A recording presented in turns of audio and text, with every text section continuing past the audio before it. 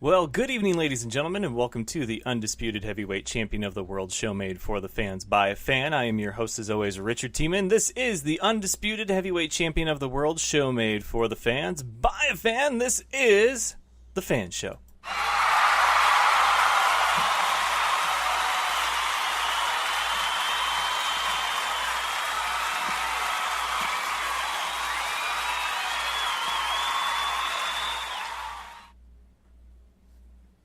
Thank you all for joining me on this Thursday evening.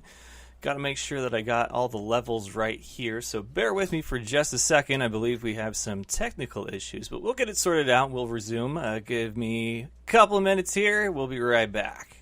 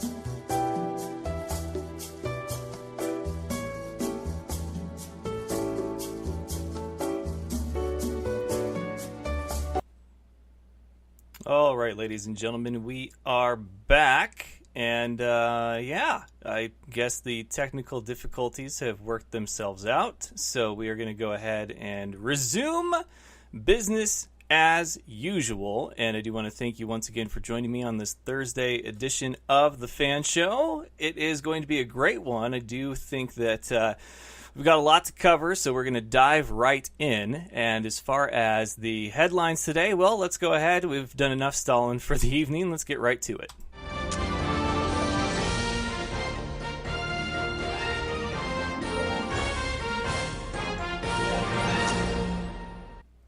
And the headlines, of course, brought to you by the good folks at Dynamite Enterprises, where you can get your world customized, or I should say customize your world. Ethan at Dynamite Enterprises does a phenomenal job, and I do want to encourage all of you to go ahead and check him out. Hit up Ethan at Dynamite Enterprises. He's the one responsible for our fantastic shirts. Of course, if you're lucky enough to get one, I applaud you. I thank you. Your support has not gone unnoticed, but please remember that there's still plenty out there to get. But if you don't want one of mine, if you want to get your own, like you have a business, you have a dream, you dream it, you can do it. Go hit up Ethan at Dynamite Enterprises. He's going to hook you up with some custom merch for you. Hats, shirts, underwear, socks, whatever. He can do it, chances are. And the headlines today, we have the National Arena League Championship game next Monday. Not this coming Monday, but the next Monday. And that should be a great one. I do think that this championship will be a very closely contested game, so that's always good. Am I right? And of course, with championship game comes the championship mentality, and we're going to talk to Coach Schmidt of the Cobras today, and we're going to get his thoughts on everything going on in Cobra Land down in Greensboro, North Carolina. See how they felt going into the game. Now that they've won and punched their ticket, they will host the championship their first year out and things like that. SummerSlam coming up. We're going to go over the whole card after that, so stay tuned. You won't want to miss it, as well as my hot takes for SummerSlam, what I am looking forward to the most, and my predictions as well. Colin Kaepernick was in the headlines today. I shouldn't be surprised. I am a little bit, because I don't know why this has to be a thing every year. Like, what the guy that's asking this question every time, and it's probably a different person because it's at different press conferences. Why? Why are you being that guy?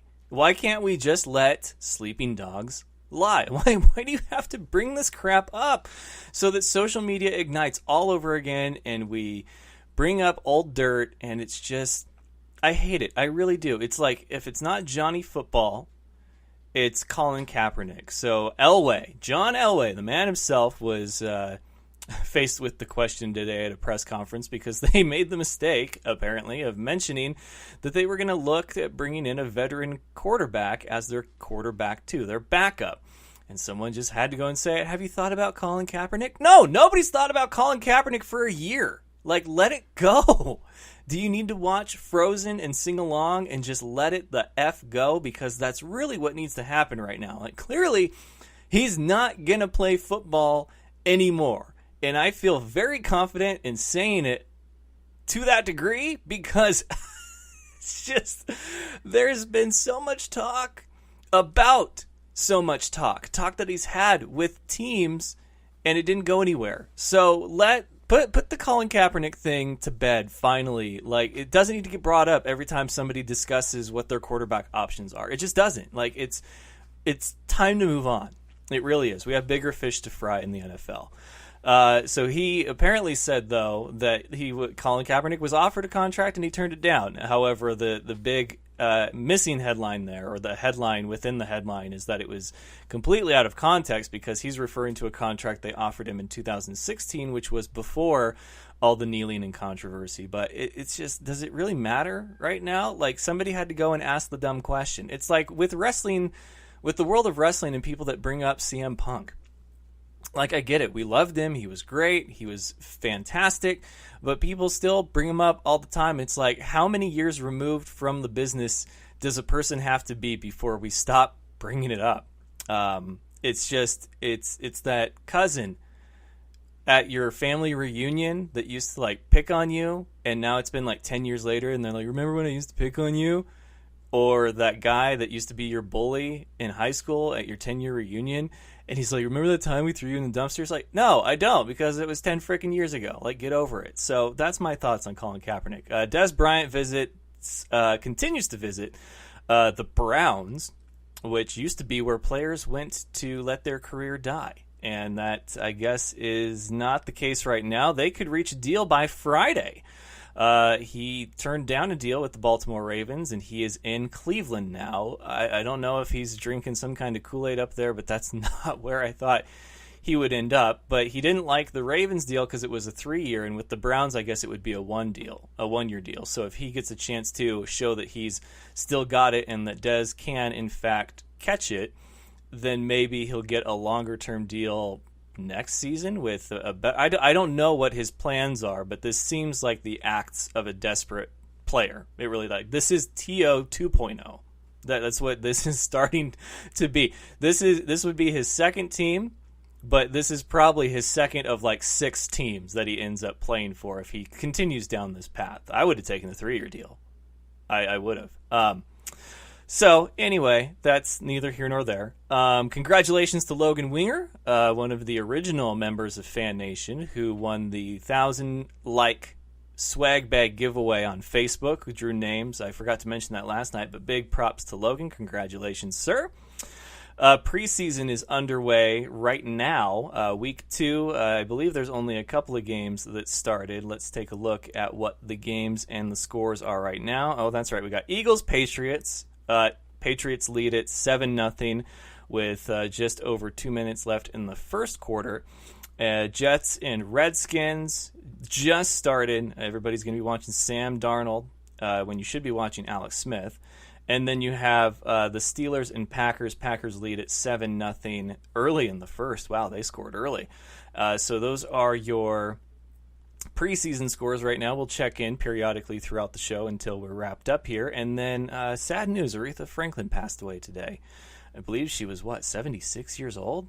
Man, what a hell of a run that is. But the queen of respect has gone home. And best wishes, thoughts, prayers to her family on that. But, these things happen, and for her to go 76 years, man, that's a great run, but she will be missed dearly. So with that, we are going to go to commercial break. When I come back, Coach Schmidt of the Carolina Cobras. Don't go anywhere. We've got more Fan Show coming up right after this. You're listening to The Fan Show, your home for all things football and nonsense. My special guest tonight, Farouk. Farouk, welcome. He's no expert, but here's the thing. Football and nonsense is what he brings. Sports talk with a twist. It's The Fan Show. Do you know him as Kevin from the League? It is none other than very funny Steve Ranazisi. 99% of the population doesn't know who I am, but the 1% do. They yell and scream inappropriate things at me in public. Kyle Ray. Kyle, welcome. And I was like, wow, I think we just saw the whole Super Bowl, Phyllis. It's like that scene in The Simpsons. Like, why rent the movie? I just saw the best part. Funny man Brad Williams. Yeah, I'm here. No, I flew in just for your podcast. I've heard about this podcast. I've heard it's fantastic. It's Mac and Farva, but they are my special guests tonight. Steve Lemmy, Kevin Heffernan. I was in Mexico for 10 weeks in a Speedo. Like, that was me going to work. I was putting on a Speedo. Farva is the most fun to play, and it was a blast to do that again, to do Farva again. So then the makeup artist had to put Vaseline on your body, right? Yeah. And then put the powdered sugar on top of that. Is your name really Richard Siemens? Listen live every Tuesday, Wednesday, and Thursday night on Spreaker.com or subscribe to the podcast on iTunes and SoundCloud. All right, ladies and gentlemen, we are back. Joining me is the defensive coordinator, one of the assistant coaches of the Carolina Cobras, making his debut on the show, Coach Brian Schmidt. How you doing, Coach? I'm doing great. It's a pleasure to be here. Always listen to the show, so now it's fun to actually be on it. Yeah, according to you, my lack of an official nomination for an award was because we haven't had you on yet. So hopefully it's. That's it. I'm merely here for the ratings. I'm here to boost the ratings. It's a little late for this year, but obviously getting a good head start on next year. So I appreciate you giving me the time to have you on today. I actually have been looking forward to it. Enjoy the show. So. This is a nice break from all the craziness that has been going on here in Cobra Land. Yeah, I was going to say, you guys are having quite the week, and it's, the week will be over tomorrow, but the journey is not finished yet. You guys took down the defending champion Jacksonville Sharks in convincing fashion, to say the very least. But there was more on the line than just a trip to the championship. Winner of that game was going to host it, and you guys knew that a couple of days prior. What was the mindset going into the game initially, and then did that change once Massachusetts lost to Columbus?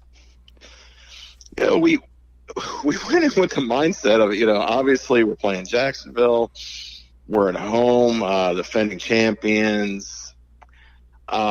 And it's funny because really before the Massachusetts Columbus game, I mean, we really didn't, the mindset was, well, hey, you know what, if we have to go to Massachusetts for the championship game, I mean, so be it. That's great. Whatever we have to do, we don't care. But, it's funny because Columbus game, then all of a sudden, I mean, it was almost an excitement of, man, we don't have to travel. We beat Jacksonville. We don't have to go anywhere. And all of a sudden it was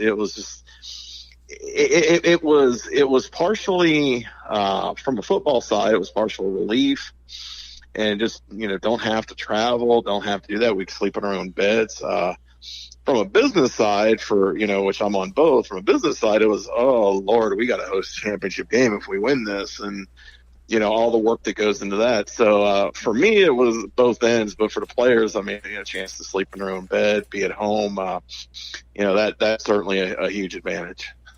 Yeah, obviously, anytime that you get to sleep in your own bed and not have to worry about travel woes and things like that before such a big game, because I know traveling for you guys hasn't been easy all season long. So you guys get to invite the team that was in the championship last year, so clearly that's probably still on their minds. This is your guys' first trip, your first season. You guys turned a lot of heads in the indoor world, the arena world, so congratulations on a successful season otherwise. But for you, I know that you take on a little bit more responsibility with the team.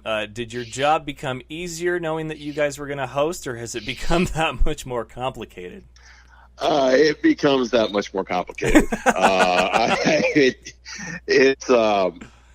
It's funny because, like I said, as we're watching the game, it was a jubilation at first with me. It's like, hey, we don't have to go. And then it was like, oh, wow, if we win this, we got to host you. And then you start thinking of all the work and everything goes into it. And all of a sudden you start going, oh, maybe I should have rooted for Massachusetts just a little harder. But then, it's great for players. It's great for Greensboro. I'm happy for our fans. And the work that goes into it, really, I mean, and all kidding aside, I enjoy it. I enjoy that our fans, when we beat Jacksonville, our fans, we're excited about the championship game. So, I mean, it's a great thing. First year, we're building this organization, and this is the kind of thing that helps you in building this organization. We're not anywhere near where we want to be yet, but we've done something that teams don't do, and that is we're playing a championship game, and we're doing it at home. So this gives us the opportunity to continue to grow this organization into being what we want it to be, which is a premier organization. Now, I know that you guys are an expansion team, but obviously a lot of your players and staff and everything came over from the IFL with the Wichita Falls Nighthawks. So when that happens, when you guys are pretty much doing a rebrand, but it's in a different league with a new name and everything, is that something where your expectation remains the same as it was the prior season, which is, let's get to the championship, or do you expect there to be kind of growing pains because you're in a new environment? We come in with the mindset, myself and Billy, we want to win a championship every year, and the players that we've brought into this, have been with us. They want to win a championship every year. So you have that mindset, but you also know that you're going to have growing pains, and you're going to have a lot of things that pop up in front of you that you don't expect. But you can be doing this as an expansion team. We're going to have things pop up 5-6 years from now. I mean, and one thing you mentioned was the travel woes that we've had this year. I mean, I say when I sit down and write my book, chapters 26 and 27 of my book are going to be specifically to the travel things that we've had this year, because you can't make this stuff up. Some of the things we've had happen this year. I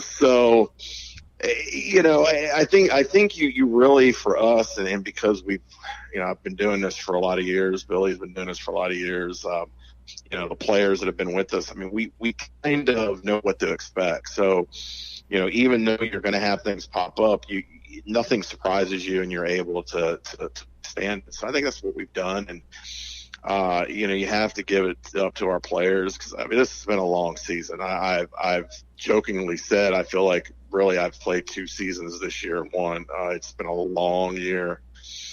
And for the players, it's even longer, and yet nobody's ready to go home.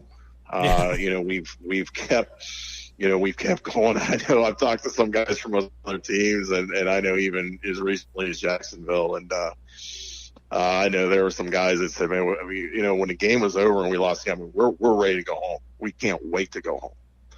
If we would have won, that would have been great. But I mean, you just to the point where, it's been a long season, but our guys have grinded through this, and, you have to give it up to them. We have some great guys and some great professionals that understand that this is a grind, and you've got to, withstand the ups and downs and get through it. And that's what they've done. Well, you guys have certainly gone through it, and in fact, I mean, this was one of the more competitive seasons of indoor style play, arena football, that I've seen recently, and that was you guys were doing the NAL shuffle with 3 other teams for that top place, probably since about I'd say as early as a quarter of the way through the season. And then, of course, Maine had to come and catch on late there and kind of spoil things for a lot of people. But for you guys, did a hell of a job against the top teams. You guys were 2-1 against Mass, 2-1 against Jacksonville, now 3-1, obviously, as you guys have eliminated them from the postseason. But Columbus was that team that you did not get the series on, and now you get a chance to sort of rectify that in the most important spotlight. So what's the focus like going up against a team that, it sort of went back and forth, and out of a 3-game series, they got you 2 of the 3 times? Yeah, we're going to prepare for them as we have. They're a great team. Jason Gibson is a great coach, great organization. They have great players, and really when you look at it, it's not, even though they had some problems late in the year with injuries and different things like that, it's not a surprise they're here because again, when the lights came on and it was time to do it, they went up to Massachusetts and they got it done. So. We're going to prepare for them like we prepare for everybody. But it's obviously it's a little extra special when so much is on the line. So, you always find yourself trying to find, every little possible thing that can help you. So, we're just preparing for this. It's been great in some ways that we don't have a game on Saturday just because, our guys are, coming off Tuesday, they're a little banged up. Not banged up, but just more, played the game sore. A couple days to get the soreness out is good, and we've started our preparation, and it's going to be a great championship game. I really believe that. I think this is going to be, truly one of the best games of the season. Yeah, I concur, and hopefully it is. I'm going to make the trip down for it, so I'm excited to see. You're not allowed. You're not allowed. You jinx us every time. You're not allowed. Oh, that's you can come to Greensboro, but you have to stay out of the arena. I'll just watch it on like a TV if they have a smart TV in like a bar across the street. But I've never wanted to have that title for any league or any team for that matter that I cover, and then sure enough, it had to happen with you guys this year. I'm just telling you, if this does not go well, you are going to be the Madden jinx of the Carolina Cobras. Oh man, I know. I was thinking about that. I was like, God, if I go there and it doesn't go well, it's just like they're not going to want me back ever. But for you guys, it's second year of this league, first year for you guys, and Jacksonville, of course, coming from the AFL with an established team and a fan base, and they brought that fan base with them.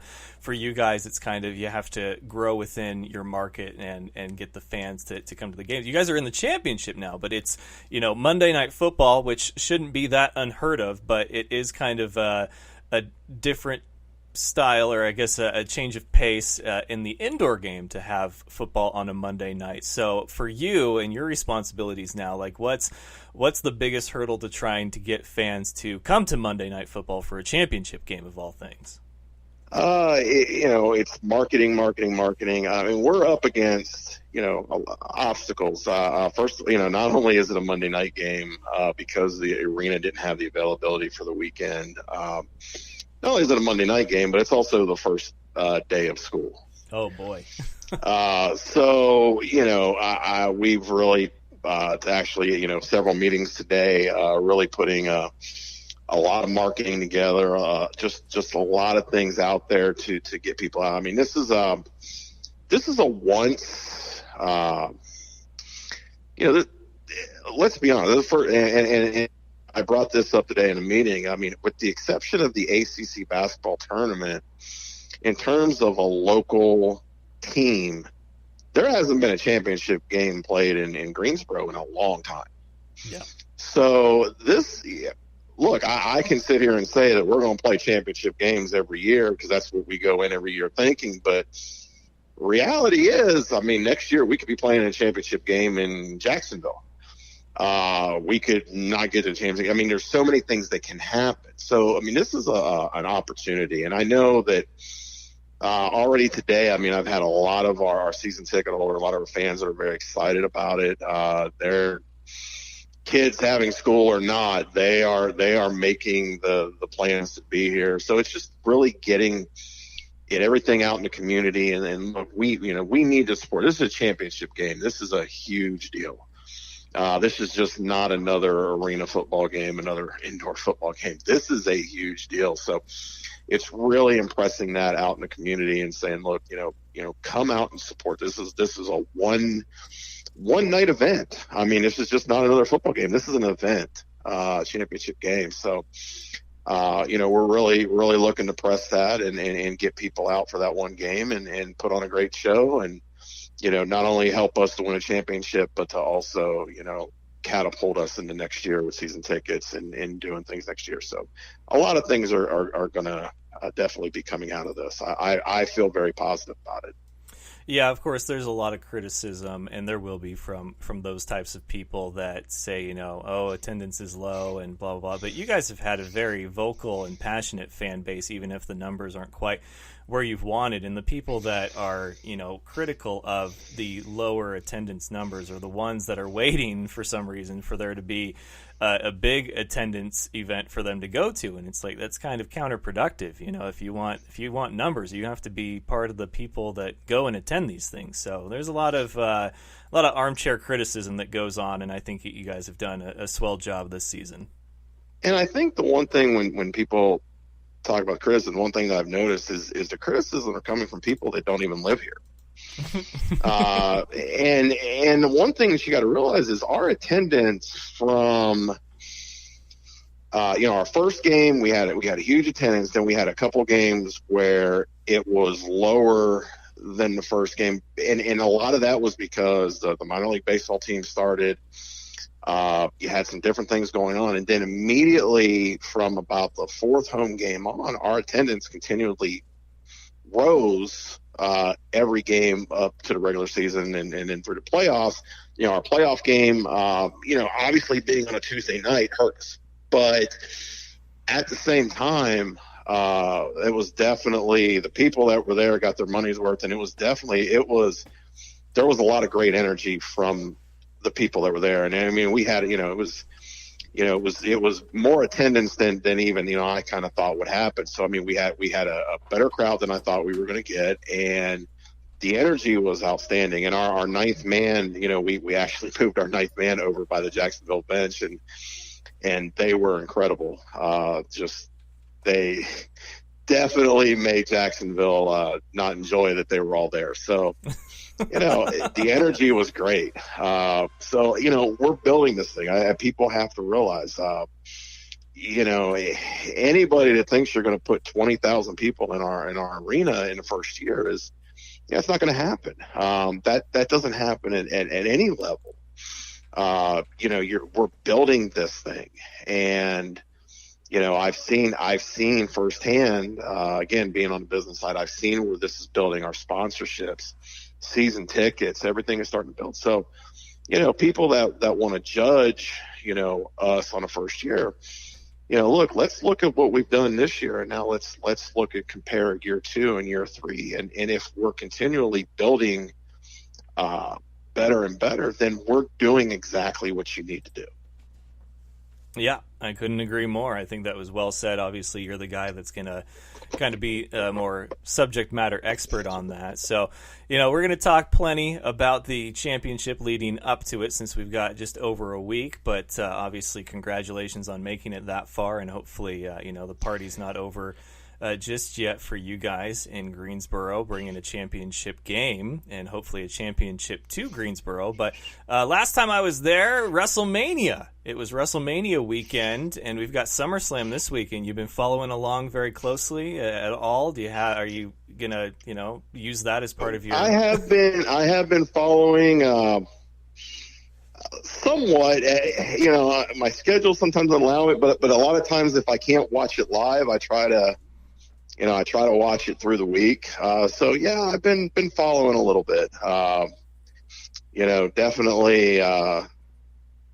Definitely no more than then sometimes I realize where I think, man, I really haven't watched it enough, and then I go ahead and I watch. I'm like, oh yeah, okay, I'm good. So so definitely going to be an interesting show.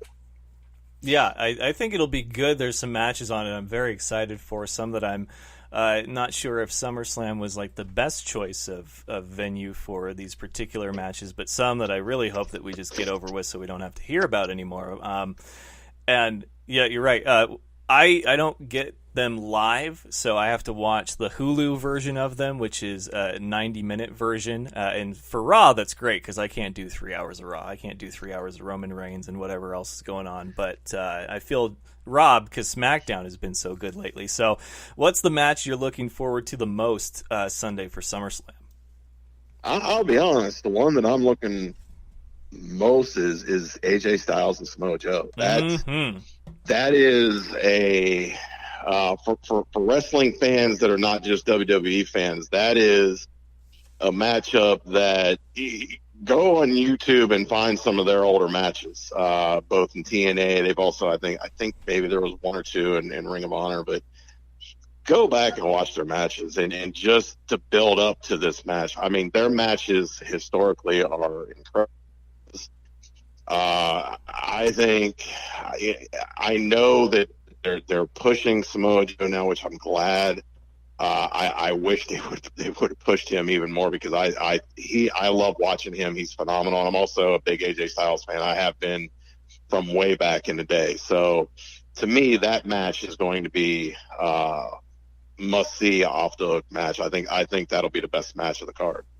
Yeah, I agree, and it's crazy to think that Samoa Joe is the only one of, if you want to call it the Big Four, call it the Big Four, but if you look back at TNA's recent history and their recent call-ups, or NXT, their recent call-ups to the main roster, you had Joe, Finn Balor, Shinsuke, and Bobby Roode. Those were the top four guys their period of time with NXT, and Joe is the only one that has yet to win a title out of those four. Now, granted, Finn Balor's was a 24-hour title reign with the Universal title, but still, it's like, I don't know how it is that you have these guys that do so well with one brand or show or whatever, and then you bring them up because you think that they're ready, and then you sit on them for forever. So hopefully this is a sign of things to come for Samoa Joe, because he definitely is well deserving. Yeah, I agree with you, and I hope it is, because I'm like you, and I know where you were going with it. I'm so tired of Brock Lesnar and Roman Reigns. I'm beyond tired. I will say this, and I'm going to say this about that match, is I do like what they did the last 2-3 weeks kind of on the build up with that. I thought that was kind of a neat build up, that's to kind of play it like, him and Paul Heyman were splitting, and then all of a sudden, no, not so much. I thought that was kind of neat, but they got to get rid of this deal, because I'm tired of seeing this match.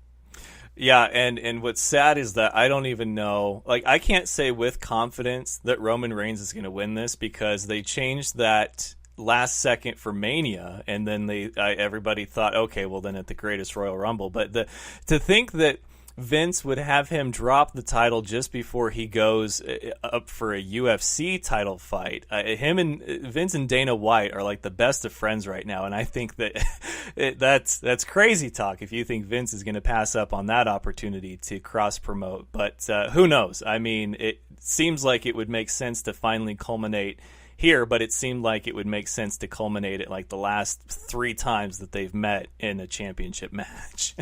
Yeah, I'm with you. I don't believe because look, with everything that's going on with that, what a boost for WWE to have Brock Lesnar walk out in his UFC fight with that belt. I mean, I can see that happen. Yeah. So yeah, this is it's going to be interesting. And here's my thing: if you don't put the belt on Reigns, what the heck do you do with him now? I don't know, because I thought he was out of the picture when he lost clean to Bobby Lashley at Extreme Rules. I don't even know what the point of that match was. Yeah, I did too. So I don't know.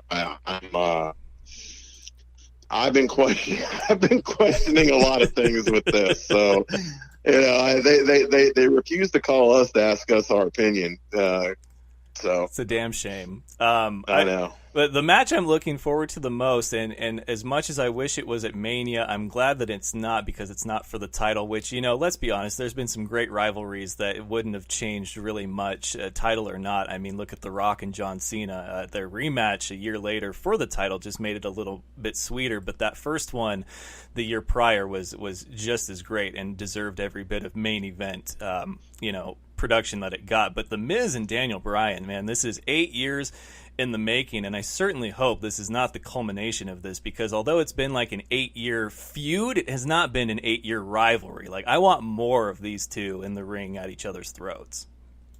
I agree. Again, it's probably my second my second match that I'm excited about.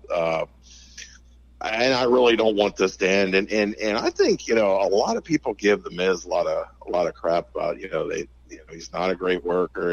I'll tell you what, I think he's very underrated. I think, his mic skills are outstanding. He can really play the game. But what has made this rivalry so great over the 8 years is, back in the beginning, and then you fast forward to maybe a year and a half ago when The Miz had the meltdown on the after SmackDown. I mean, this, and what this puts me in and reminds me of in a different way is way back in the ECW days, and this is dating me back a little bit, but back in ECW days when they were really building that thing, and they had the year-long deal with Sabu and Taz, where, I mean, Taz is calling him out for a year. Nothing's happening, nothing year. And they built that thing for over a year to turn that thing into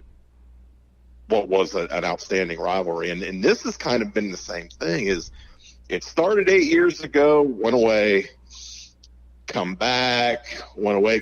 But now you get together over the 8 years, and you look at this thing and go, man, this thing has been built time, and so it makes for thing that I think wrestling has been lacking are these rivalries. And I'm not talking about the 1 and 2 month rivalries.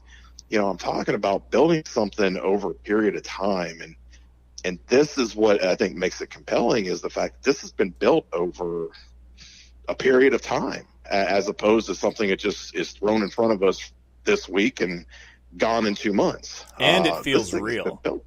Yes. And it feels real. That's one of the things that I feel like is almost a lost art, is that, I don't really think that there's anything personal between The Miz and Daniel Bryan, but my God, they make it seem like there's been like a lot of personal issues brewing there, where you can have Randy Orton come out one week and just say, yeah, I did this because of this, and it's like the most disingenuous thing, and you're not buying it for 1 second. But yeah, I think this will be good, and I hope it's not the culmination. I hope it's the start of something great for the main roster, because we've certainly waited long enough for a rivalry like this. But and enjoy SummerSlam, Coach. I'll text you throughout and see, get your thoughts on a few things. But also, yeah, absolutely. Enjoy the week leading up to the championship, and I'll make sure that I keep a good 100-yard distance from the arena when I'm in Greensboro, just to make sure that everything is in check and luck is on your guys' side. But no, congratulations, and I'm glad that you guys are hosting a championship in Greensboro.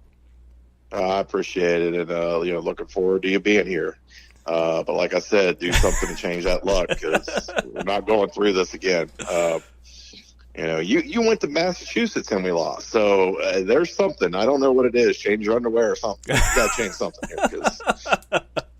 here. I will say, though, that in the grand scheme of things, and I think I crunched the numbers, too, because I was curious. I did it after I'd gone and seen you guys in Greensboro, that my record for the home team is great. You guys are like one of like 3 teams that actually, I think, either had a losing record when I'm there as the home team, or that has been one of the only home teams that I've visited at that time that lost. So my record for home teams is pretty good. I don't think it's you guys. I think it was just a fluke, hopefully a fluke occurrence.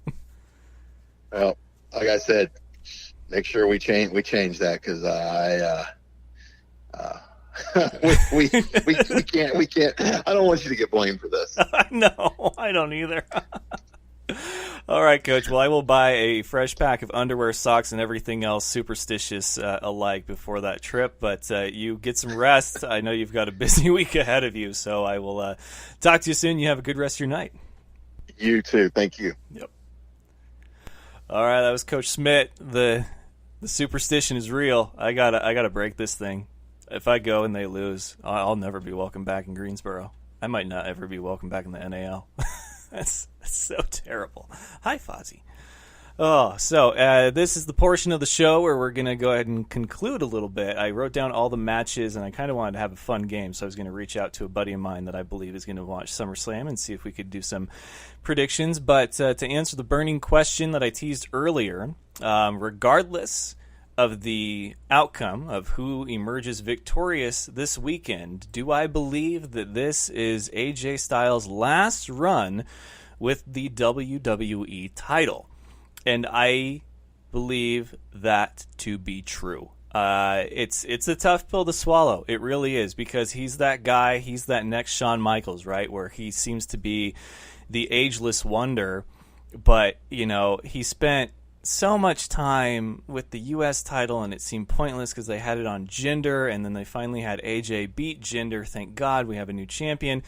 But then in that time, his only real rivalry has been with Jinder or Shinsuke, and now he's going to have a match with Samoa Joe, which I honestly think I think Joe is going to win. But I don't want it to be the end of that rivalry, but I do think that this is like the last long legitimate title reign we see from AJ Styles with the title of whatever brand he's on, be it Universal or WWE. He could have like a 1 month title reign for a story, but I don't think they're going to have him hold it for going on 10 months now like this, just because there's so much other talent that hasn't really gotten an opportunity on that brand alone. And you talk about how there's going to be superstar shakeups and contracts and trading and whatever else they do, you know, throughout the year. But I just, it's nothing. I'm not knocking his talent or his age. He still can bring it every time. But he's the real guy. He's the real John Cena right now. The John Cena that honestly, like, we deserve to be the face of the franchise, the face that runs the place. But I think that he's going to be that guy that you will see in other matches to help put other guys over. I think he will be that guy to, you know, help sell tickets and be that kind of mid-card spot. But I don't know if he's got more title reigns at this level for this long after this, but we'll see. It's going to be a hell of a match, though, this Sunday. I guarantee that, him and Samoa Joe. But I just feel like they probably waited too long to bring Styles over. He's had a great, 4 years with WWE? Phenomenal 3-4 years with WWE. But he spent so much of his prime, you know, with TNA and Impact. And so now we're seeing what we could have seen for probably the last decade out of Styles right now. And I'm afraid that it's probably coming to an end. But, you know, that's me being a realist. The optimist says, yeah, AJ can hold that title for the next, 3 years. So I'm going to go ahead and make a quick phone call, and we'll see if I can get my buddy on and talk some wrestling. So bear with me here for just a second.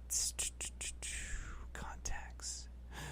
You know who I want to call? I want to call Mr. Rob. Where is he? What do I have him under? There he is. All right. We're calling him.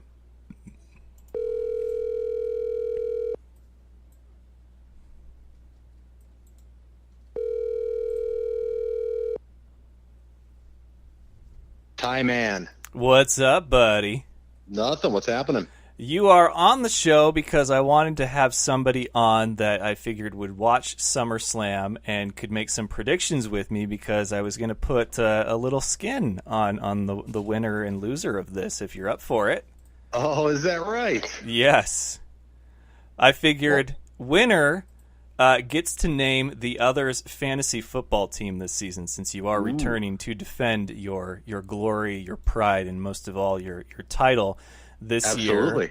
So I was going to run down the card with you and see if we could make some picks and then have a little side bet. Let's do it, brother. All right. So we've got Leveland Rob, and he is back in the Fan Nation Fantasy Football League for a second go-round, the third annual one. He is the reigning, defending, undisputed Fan Nation Fantasy Football League champion, belt and all, and it could not be a bigger ego walking around in the league right now. Rob, how you doing? The biggest ego in the business, my friend. Oh, okay, there we go. I have no idea what that business is, mind you, but be that as it may. Oh, so I talked briefly about SummerSlam, and partly with my last guest that was on just a few moments ago. So I covered some of the hot takes. I believe that this, regardless of the outcome, that we are witnessing AJ Styles' last great title run, at least with the title of that particular brand. I don't know if he ever goes to Raw, if he wins the Universal title. I don't think it'll be for as long as this one has been. But I also feel like it's just been kind of sidestepped, the only real rivalries he's had is with Shinsuke, which a lot of criticism with that. Do you think that we're seeing the end of the AJ Styles era as far as being the guy in the main event for WWE? All right. Well, first of all, before I answer that question, I literally just walked in the house from work about 5 minutes ago. So, time for a Steve Weiser. That being said, do I think it's going to be the end of the AJ Styles era? No, because AJ Styles is, I think, still far and away the best overall performer, maybe on either brand right now. So no, I do not think it will be the end of the AJ Styles era per se. That said, and I don't want to spoil my prediction yet, but I think I just spoiled my prediction. Yeah. So no, he is. He is still. Like I said, he is without question the best performer on either main roster brand right now. And I wholeheartedly agree. I don't think what my thoughts had nothing to do with his age or skill. Like I'm not knocking how old he is. I'm not knocking that he's like lost the step. I just feel like this is the point in his career, and granted, for those that forget, he has not been with WWE his entire career.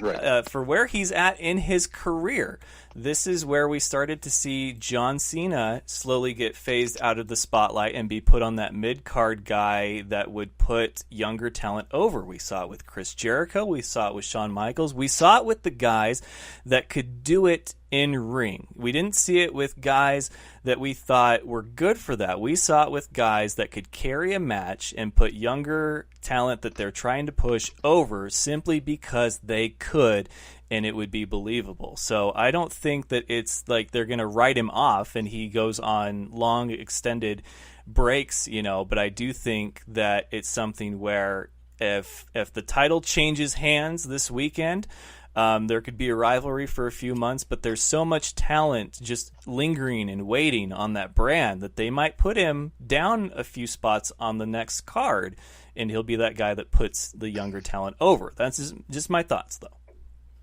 No, I see him, presuming he does lose, I see him definitely working a program with Joe for a while. I could conceivably see him getting the belt back. I don't see him going down too far anytime soon. I mean, the thing you have to remember is like when you reference someone like Cena, for instance, Cena had been with the WWE for, probably twice as long as AJ has. And, despite, the sudden resurgence of a lot of the outside promotions that you've seen recently, a lot of people are still at heart WWE only fans, so they don't really know about AJ Styles before he came to WWE. So I think there is, that works to WWE's benefit in that there's not that same burnout, for lack of a better word, that you had with with like the likes of Cena when they got to the stage. Yeah, very true, very true. So we shall see, though. It was kind of my unpopular hot take, but let's go ahead, take this thing from the top, you and me, head to head. First match on the card that's posted online, although I'm sure it's not the opening match, and that is Nakamura against Jeff Hardy for the U.S. title. I gotta admit, like, this match doesn't make any freaking sense to me at all. Like, where's Randy Orton? Like, why is this happening? I'm just so confused. But Nakamura, I mean, like you really gotta ask me. Yeah, no, absolutely. I've heard for a while now that Jeff Hardy's been working through an injury. I'm honestly surprised that one of the initial 2 times that Randy Orton attacked him wasn't a precursor to, kind of put him on the shelf and give him some time off to heal. Maybe this is the time they do it. I don't know, but yeah, I don't see Hardy winning this.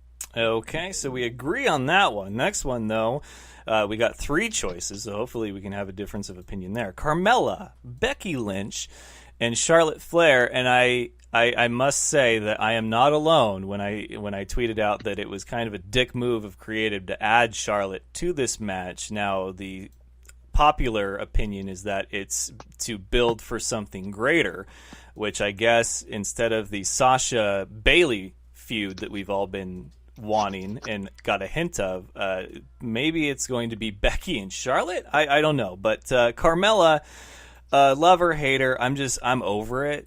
I'm ready for Becky to have another title run, but for them simply adding Charlotte, I gotta say, I think somehow Charlotte comes out with this and Becky keeps chasing, and it's so unfair.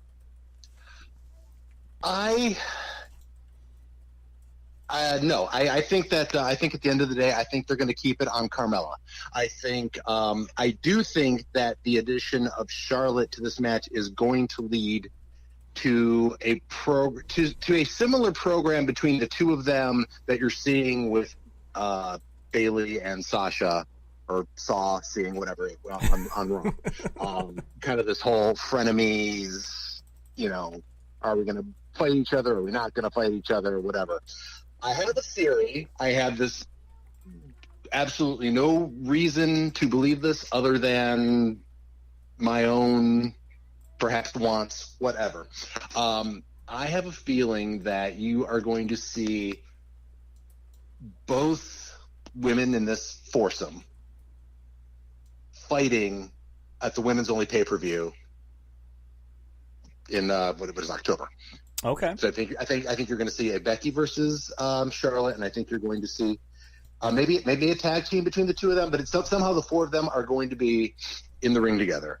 They're going to get attacked by the other 4 horsewomen, which you may or may not know as Ronda Rousey, Shayna Baszler, Marina Shafir, and Jessamine Duke, who are currently, the last 2 are both in NXT right now. Interesting. They have been teasing this since last WrestleMania, I think. So I could totally see them starting to set this up at the women's only pay-per-view, leading up to a eventual 4 horsewomen versus 4 horsewomen match at WrestleMania. Okay, fair enough. So the next one, God, I hope it's not this low on the card because it deserves main event, and that is The Miz versus Daniel Bryan. Probably the match of the night, I think, as far as just the every category checklist: entertainment, wrestling, realism. Like I said, this rivalry feels real. I've got The Miz on this one because it's my hope that by him winning, that we just bought ourselves another year of this feud. Yeah, I can see that happening. And I guess it's kind of it kind of depends on where creative wants to go with it. My thought is that exactly the same as you. I think they put The Miz over because they just really kind of started this feud that has really been building since the infamous Talking Smack episode, however many years ago it's been now. So for them to have a one-off match basically and have Daniel Bryan go over, I can't see it. So I'm gonna agree with you. I'm gonna say the Miz is going over in this one. All right, we agree on the Miz. Next up, Ziggler and Rollins. This one's all kinds of confusing. I love how Rollins loses to Ziggler for the title one night, and the next night he comes out thinking, hey, if you're looking for a number one contender for Lesnar, then hey, look no further. And it's like, dude, you just lost the Intercontinental title match, and now you think that means, oh, I'm ready for the Universal. So, well, I'm pretty sure three of the guys that entered themselves into that match had lost the previous night. Yeah, that was kind of interesting, but hey, I got Ziggler in this. I don't know what they're gonna do with McIntyre, Rollins, and Ambrose, but man, you got so much talent on that damn roster, and it's the same two guys in the main event every week. It's ridiculous. Well, I guess I shouldn't say every week because Lesnar's never there, but you get my point. Well, true. Yes. This, I was going back and forth this one. I keep wanting to say Ziggler. I keep wanting to say Rollins. I'm going back and forth. My last one, I think it's going to be Rollins. Regardless of who wins, I will almost guarantee you, that Ambrose turns on Rollins after the match. That quick? Like just a week later? Wow. Yes. Yeah. Interesting. Okay. So we've got that. Strowman and Owens. This one is interesting. It really shouldn't be, but I feel like the outcome of this could be a precursor to what we see in the main event. I'd hate to see Strowman lose it, but I also feel like if they weren't leaning towards potentially making this switch, they wouldn't have made it the way that they did. So I really am kind of leaning towards Owens on this just because Strowman has made him his little biatch for like the last 2 months. So yeah, I'm reaching. I'm going to go Owens to become the Money in the Bank owner on this. I from a logical perspective, I agree 100%. I think that to have this match is stupid if you're not going to put KO over because of for that reason, just how easily Strowman has been just beating the crap out of him for the last few months. That said, I also have it on good authority that the next big program is going to be Roman and Strowman. So if that's the case, then logic would have to dictate that it's Braun. So I'm gonna go with that. All right, you're going. I hope I'm wrong, but besides, I got to differ from you somewhere anyhow. So.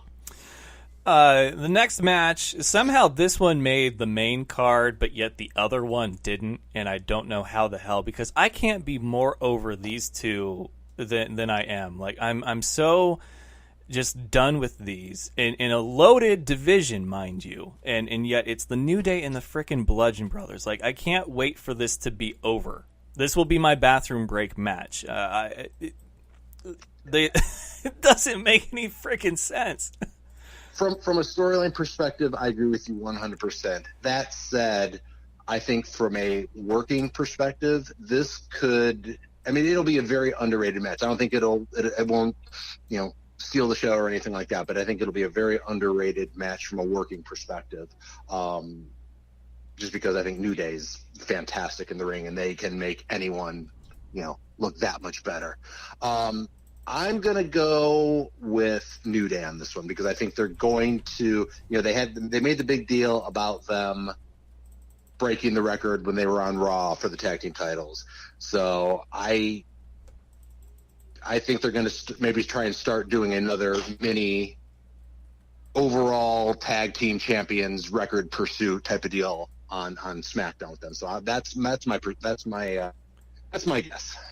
I'm going to pick the Bludgeon Brothers simply for the hope that by New Day losing, we can have like a newer, actual legitimate tag team in the mix. I thought the Bar versus the Bludgeon Brothers would be a fantastic match, and we didn't get that. But there's so many good tag teams on SmackDown, and they're getting overlooked. So that's where I'm leaning. The next match, probably about as pointless as that one. Balor and Corbin. I mean, what is this? The pancake breakfast? We're going to do it every month? Like, what are we doing here? What's going on with this, guys? I have no idea. And this is kind of another one that just I don't know, because like it seems, I mean, Corbin's won. I'm not sorry, not Corbin. Balor won the last time they were at pay-per-view. So logic would dictate that Corbin wins this one. However, if Corbin, boy, you're going to have them extend this completely pointless feud out for another month or two. I'm kind of with you on it. It doesn't make any sense to me. I can't care less about it, even though I do admittedly like the Constable Corbin character. He needs a new entrance theme, though. Like, he can't... The only successful rebrand was when they went all in, and that was JBL. Like, if you're going to have these character changes, you got to go all in. Rusev needs a new entrance theme. Corbin needs a new entrance theme. Yeah, but I like Corbin's entrance theme, so let him keep it around for a little bit. I picked Balor because I think that if you're going to keep him out of literally every title picture on the main roster when he's one of your most popular superstars, if you have him lose to a guy like Corbin at SummerSlam, you're begging for social media and the fans to rip you apart. So I'm picking Balor. They are, but I think as we've learned a long time ago with Roman Reigns, they don't care. If anything, it makes them want to do it more. But no, that said, I agree. I don't see any point to putting Corbin over in this. I'm going back to. Bliss and Rousey. This one I feel like should be obvious, but then again, when they put Ronda in the title match against Nia Jax, I was like, wow, so Nia's going to have a really short title reign, because how do you keep it off of someone like Ronda Rousey convincingly? And then they went and did it, and I was like, oh, that's how. But I think, for them to say that Rousey doesn't want special treatment and she's all in, and she just had her first match on Raw, and this will be her fourth match since signing the contract and debuting at WrestleMania. Like, we got to pick up the pace here. Like, this whole she's all in, but she's not. It's like you have Lesnar 2.0 as a female, and that's not going to fly with people. No, and it's not. I think a lot of it is they want to protect her, so they're purposefully keeping her off matches on TV while she's. I mean, because you got to figure she's still somewhat new to this. I mean, granted, from everything that I've heard, she has been she's taken to it very quickly. She's coming along fantastically. She's really willing to, she's really putting in the work to kind of get herself better, but she's still, fairly green. So I think they realize that from a marketing perspective, she is, as huge, if not even bigger than what she was in UFC. So I think that they definitely want to take their time and protect her as much as possible. But yeah, I agree. I don't, my logical brain tells me that this is going to be an Alexa Bliss win via some sort of weird screw job. But I think it's going to be Ronda. Yeah, I picked Ronda too, and I think it'll be even more so if she dedicates it to Natalya after the passing of Jim the Anvil. They love that kind of stuff. So absolutely, we both agree on that one. Styles and Joe, this one is going to be in a three-way death match for match of the night with Ziggler and Rollins and Miz and Bryan. And this one could really steal the show given their history, although we don't talk about history on WWE, because if it's not history on WWE, it's not history at all. I'm going to go with Joe. I think we get a new champion out of this. Yeah, I absolutely agree. I think, first of all, I think Joe is well overdue. I think, and outside of AJ, who I think is the best overall performer, I think Joe is, if AJ's 1A, Joe is 1A2. I mean, he is like literally like right behind AJ, and as a promo, he is second to none. I think Joe's promos are the best maybe in the business right now. He's just phenomenal. And for him to take some of the crap that the Raiders there dole out on a weekly basis and just consistently turn it gold, I think is a part of Joe's aspect that I don't think gets nearly enough appreciation. Yep, I completely agree. But yeah, no, I think it's definitely time for Joe here. All right, Lesnar and Reigns. I'm going with Lesnar. I think that if you think Vince is going to pass up on the opportunity to have him walk out with that Universal title belt at a UFC match, you're out of your mind. I will admit, until just now, I hadn't even considered that possibility. And while I don't think Vince would turn down that opportunity, I don't know if the UFC would. Or, I mean, I should say I don't know if the UFC would want him to bring that out. But even if he doesn't, though, he would still be the champion and be going for a championship in another sport. Like it doesn't matter if he like is visibly with the title, he would still be with the title, you know. No, I agree. The thing is, and I think, and granted, I admittedly have not followed the UFC as close as I have recently as I have, in past years. But I know that Dana is very big on keeping, everyone always says, UFC, WWE have the same fan base. And, to a larger extent, that's probably true. But Dana White definitely wants to keep them at a nice, safe distance. So I think any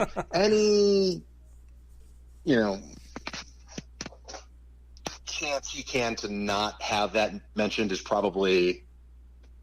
he'll probably take it. So and the other thing is that they have been working towards getting Roman Reigns the belt for the last year and a half. So if they're not going to do it now, by God, I don't know when they're going to do it.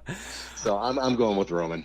Yeah, and I mean, it makes sense, but my God, it's like I don't even know if he's still like over with the fans yet, and they've thrown everything at him. But I had a tiebreaker match in the bullpen just in case, but that is our fifth match that we are different on, and that one could come back to bite me. But there we have it. We've got 5 difference of opinions on the board. Winner gets to pick the fantasy name of the loser's team, which I can't wait for. That's going to be a lot of fun. I am very much looking forward to it, my friend. All right, sir. Well, I will see you on the Twitter sphere Sunday. Enjoy your weekend, and I will. We'll talk all about it, and I'll see you. I'll hear from you during the draft once we lock that in. All righty. Absolutely. And hey, quick plug if I can. Yeah. If there are any Wrestling Observer subscribers that are listeners, and you are going to be in Las Vegas for the Wrestling Observer convention this weekend, look me up. I'm going to be there. I'll get there Friday night. So if you're there, stop by and come say hi to producer Rob. Hey, there you go. Go say hi to producer Rob. I can't wait. I'm going to be following along. So, Rob, you have a good night, and thank you for stopping by. Anytime, my friend. You take care. You too. Thanks. All right, folks, went a little bit over, went longer than we normally have for the last couple of weeks, but I felt it was well worth it. We got to talk to Coach Schmidt about the Cobras, SummerSlam. We got to talk a lot about SummerSlam, made some predictions with Cleveland Rob.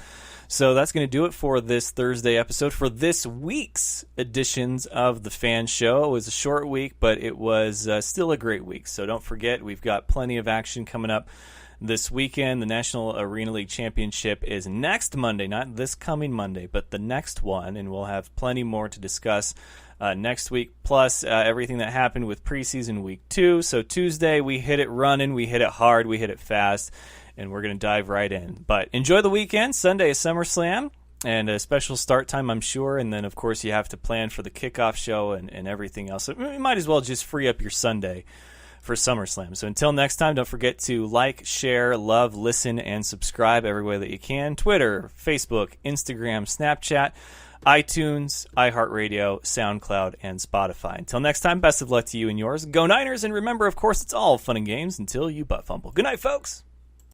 Do you remember the time that Mark Sanchez ran into his own player's butt? That was funny sports. Thank you for having me on the show, man. I love the Fan Show.